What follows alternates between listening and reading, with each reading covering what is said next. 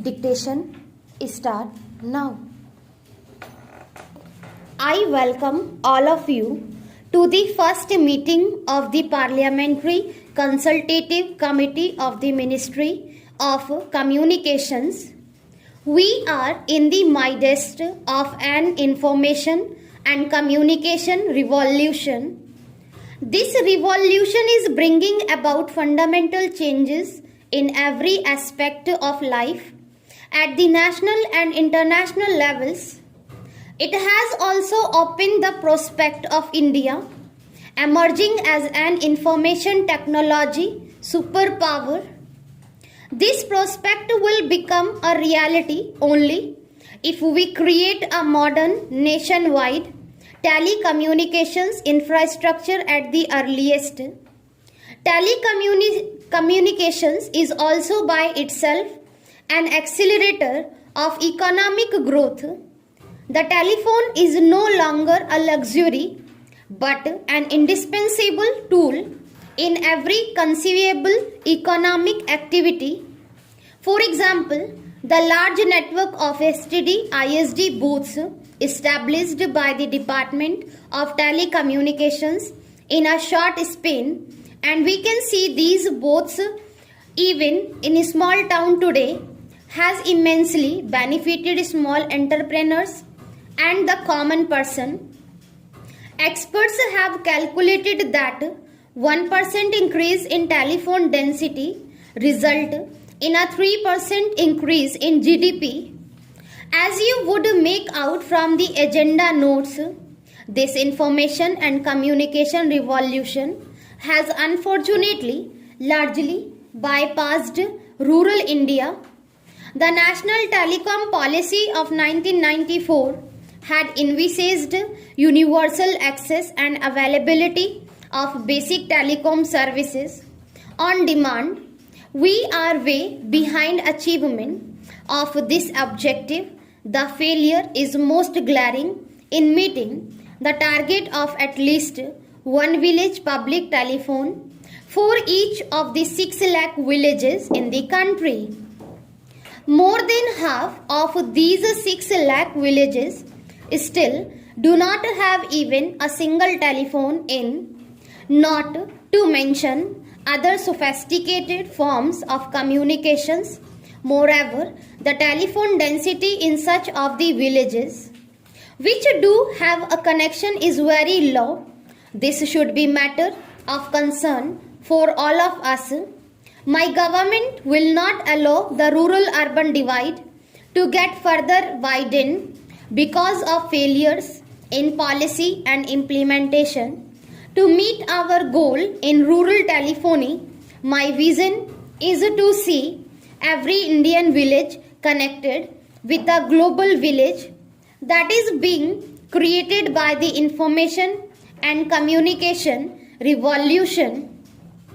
The failure in the area of rural telephony cannot be seen in isolation from the flaws in the National Telecom Policy of 1994 and its implementation. Today, everybody recognizes that the reforms in the telecom sector, particularly relating to investment in basic and secular services by private operators, have failed.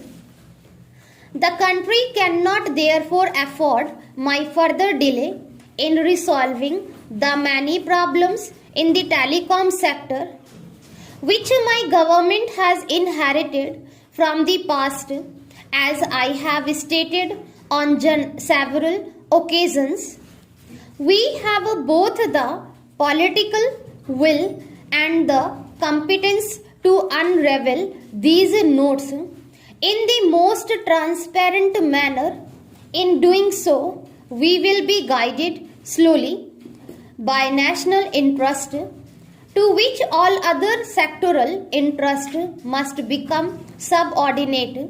As a first step, we have created a high-powered group on telecommunications under the chairmanship of Shri Jaswant Singh.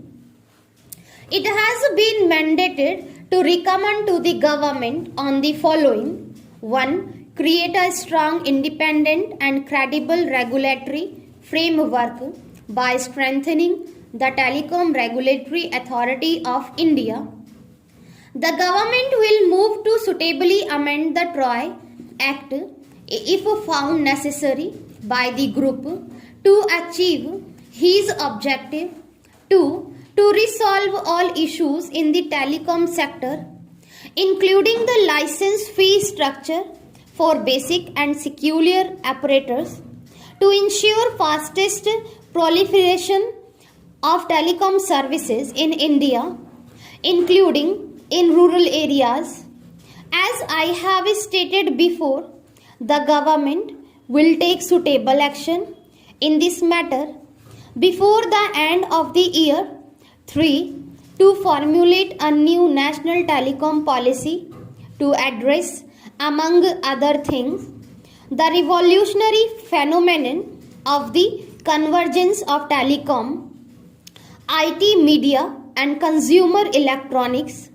This suggests that we have to create a common policy and regulatory framework for telecom, broadcast, cable, internet and other aspects of convergence.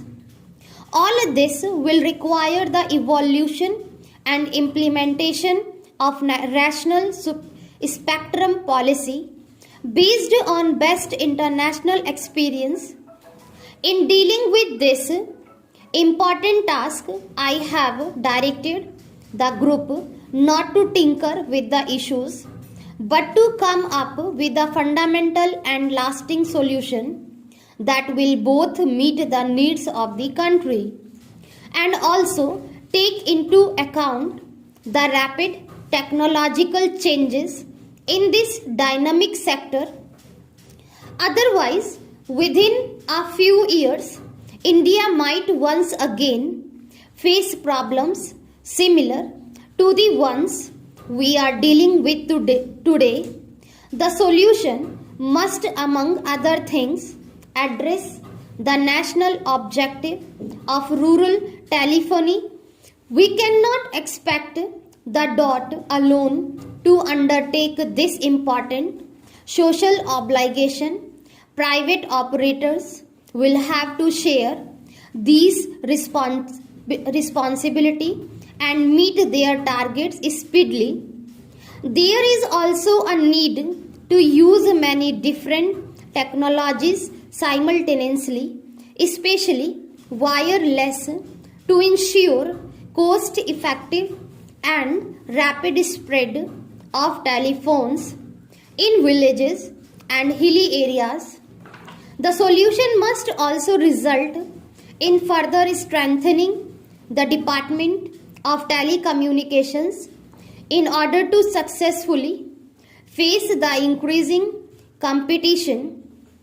In the coming years, there are many examples in the world where state-owned telecom organizations have become major players.